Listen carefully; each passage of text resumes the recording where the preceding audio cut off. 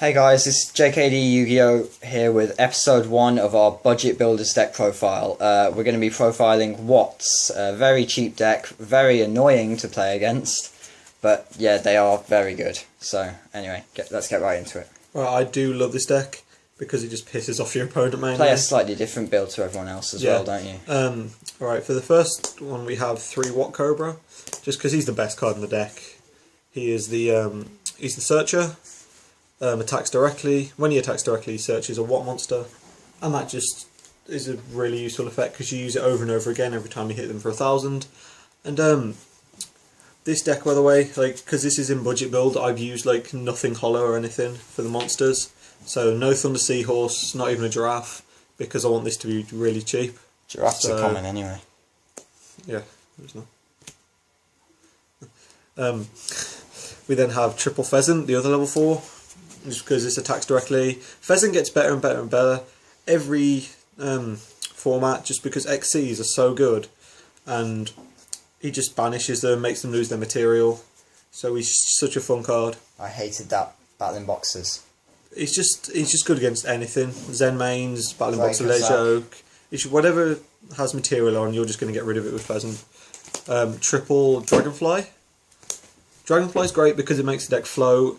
And you set this with a hopper in hand, they attack into it, you keep floating with dragonflies until their last attack, you get that hopper, and you normal summon the next one from hand, and you've got the hopper lock. And it sounds simple, but the amount of people that will just keep attacking into it, and then you've just got the hopper lock. Next card is Double Lemur, because I really love Lemur. Just no battle phase for them next turn. It's just such a great card. And you don't have to use any of your cards to stop them attacking or anything like that. So it's just really useful. My tech card, Watt Fox, because I have a lockdown, which I'll show you at the end of this video, that involves him. And I have the triple hopper. It's just for the hopper lock, stop them attacking any other Watt. And so you get 2 of them out, they can't attack or target with effects. So Dark Hole still beats the hopper lock, but most effects don't. Question, why no Thunder Kings? Thunder Kings just because I want it to be all Watts, and anything like any other monster, like a Thunder King or anything, will break the lock and allow them to attack, which I don't want. I don't want them even declaring an attack. I just don't want them attacking at all. We then Makes sense. Alright, for the spells, the main card that stops your opponent attacking, Triple Swords of Revealing Light, just because it's a great card. It's a really old card. Not many people actually see it coming. No one uses it anymore. No, I love swords. It just stops your opponent attacking, and you can still attack. Now, a card I don't like, Double Steel Cage. City's a younger cousin. Yep. I definitely play Messenger of Peace over this, because this is a cheap deck, and this is nothing. It's just a really good card to stop your opponent attacking for 2 turns. However, you can't attack in it, so it's more of just play it and then you have to sit there. So it's not great, but I still use it over Messenger of Peace in the cheap build. I have Double Pod. Why not 3?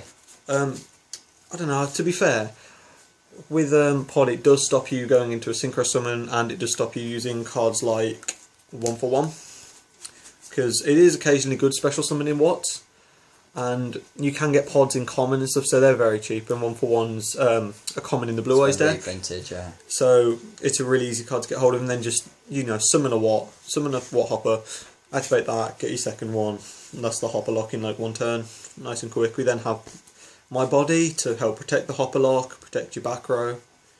And Recycling Batteries, it's salvage, but for Watts, making it... It's a +1, it's a great card. Monsters. It's just gets your hoppers back, gets your cobras back, and then just because back row, you got to run the double MST. And then my tech card, Solidarity. Because everything's Thunder. All the monsters are Thunder, and because I basically never use extra deck, if you're poking them for 1800 with Cobra, that becomes just ridiculous. 1800 attack directly is a lot better than just 1,000. For the traps, quite a few traps, but then obviously I don't fear Heavy Storm or anything. Now it's gone. So we have Triple Threatening Roar, your opponent can't declare an attack, nice and simple, and Triple Wabaku. These are just the 6 main traps to stop your opponent attacking for the turn. Keeps your monsters safe, keeps you safe. Yep, and then it just more or less to stall until you can get the hopper lock out. We then have double magic cylinder. Oh, annoying card. Just because everyone hates it. I mean, who does not hate running into a magic cylinder? Very few people play this anymore as well, so they don't see it coming. Nah. So I mean, who would see? To be fair, in this deck, once they realise what I'm doing, they'll probably expect it. But if they run it, if they attack me with something like 2,000, 2,500 plus, I'm going to deal quite a bit of damage, and that just makes it easy to kill them with the hoppers. Not the hoppers, the cobras. Double call. I love this card for getting the hopper back, because if they beat the hopper lock, you just got 2 hoppers in grave. This makes it so you can lock them down again. So if they dark hole it and you've got no response, you call the haunted. That's like, you know, you can get the hopper lock back, because that's why I run 3. And then you've got my body to protect the call. And then we've also got to also protect the calls, the hoppers, one huge revolution. Again, I run it over Starlit Road because it's a Counter trap. counter trap, that's the one, and it doesn't summon a Stardust, which for me is good, because again, I don't want them declaring an attack. And it doesn't break the hopper lock. That's the main reason, because Stardust will break the hopper lock, because they can attack your Stardust, which isn't great. And so yeah, I just do like huge revolution. And then another tech card, Ceasefire, because the way the format's going, people can completely swarm like their field. You just flip that on them. Often when you get this off 2k plus damage. I normally will use it when it's 2k plus. You know, I've done it for 3.5k before. The card's at 1 for a reason, guys. It's just so good in this format. Also, if you manage to set 2 hoppers, then you can activate that to flip them up and get your hopper lock. And then they will stay in defence. Okay, the extra deck. The extra deck. For me, you need 1 card in this extra deck. What Chimera? Because this is used in his lockdown. Watch this, guys. that's game. Because you poke them for me, that is basically, whenever I've got this, that's game. Because I poke them with Chimera I'll do it the other way. Yeah, it doesn't really matter. But I poke them with Chimera, and then I take 1 card out of their hand, put it on top of their deck. So they can't draw. So how are they going to beat the hopper lock? If they're not drawing into their dark holes, they're not drawing into their Spellbook of Fate. Whatever they're trying to draw to stop this hopper lock, I'm just not letting them draw anything because of Chimera. And they can't even attack Chimera because I've got the hoppers protecting it. So that Can't do anything. That is why I run Fox, just to get Chimera out, so I can lock people down. And Fox is searchable via Cobra, so... We then have... the rest of this is optional. You don't really need this extra deck. in my opinion, that's the only card, but then it's good to have other extra deck options. We have this guy, what's his name, James? HTS something. Yep. It's DD Warrior Lady Synchro form. Not Warrior Lady, is it? Yeah, it's DD Warrior. Oh, yeah. It gets over anything, really. I can't pronounce his name, but he's a god. It's a very good card. And 1 Gaia Knight just because 2 6-beats do. He's a god as well. Gem Knight Pearl of Synchros. Yep. And talking of Gem Knight Pearl, there he is. Just to help get over Utopia. Stardust, and talk of him. Tophion. Double Utopia. This helps. I do like Utopia in the extra deck. He's the only other card you're ever really going to think of making first, because and one other card in the extra deck. This guy, just because you want to stop them attacking, Utopia stalls for 2 attacks, and then half the time, you know, he can help you attack over monsters, which is quite rare in what. And number 102. 3 lights, so why not run him? Got a lot of room in the extra deck. There's just too much room. 2 level 4 lights as well. We have Constellar Omega. This isn't so budget compared to the rest of the deck, but it's still not that much of an expensive card. In all fairness, literally, if you want to make this deck budget-wise, you get 2 common Utopia, a Chimera, which barely anyone like. I don't think you'd find many people that value this highly, just because it's not used. Paladynamo gets over problem monsters.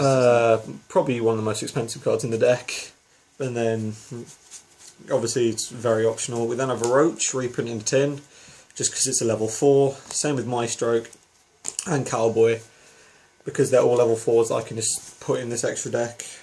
And I'm never really going to use them, but if you've got a 15 card extra deck, why not have them? And then level 1s, nope. 2s. Level 2 I'd ever use is Gachi, just because he helped stall, you know, poor man's Zen mains back in the day, and he just can't be destroyed for a couple attacks. Have you thought about Daigusto Phoenix? I have, but I like Gachi. Fair enough. So Gachi is always like one of my go-to guys, just because he's a really fun card to play, and he boosts. If you can get him and a Cobra, hit him directly, he boosts Cobra's attack, which is nice. Then we have Lionheart, because you've got 3 Watt Hoppers. Lionheart's a tank. 3 Watt Hoppers, you've got the room, why not? But then, I don't think I've ever used him, but it's one that I have used a couple times. is this number 63, because ignore its effect about giving you and your opponent the 1,000, because that slows you down. But then the fact that you get a draw and your opponent, so you're not plussing off it, but then you're just getting the extra draw. Admittedly, your opponent gets a draw, but I like it just because I'm going to get the extra draw to get into my threatening roar, to get my Waboku. If I've got the Hopper Lock and I don't have my body, this will help me draw into it. Well, admittedly, I never have the Hopper Lock in this, but this is a gimmick puppet of strings. That wax string counters on the hoppers. You just go into this guy. I've done it before, and he's the main reason I run him. Against me. Yeah, if they go to try and if they go to kill the hoppers, with say something like strings, you just get this guy out. You get your drawing their standby phase, and then he's just useful, literally for that purpose. Anyway, guys, thank you for watching this episode 1 of Budget Building Deck Profiles with Watts, and please like and subscribe for more.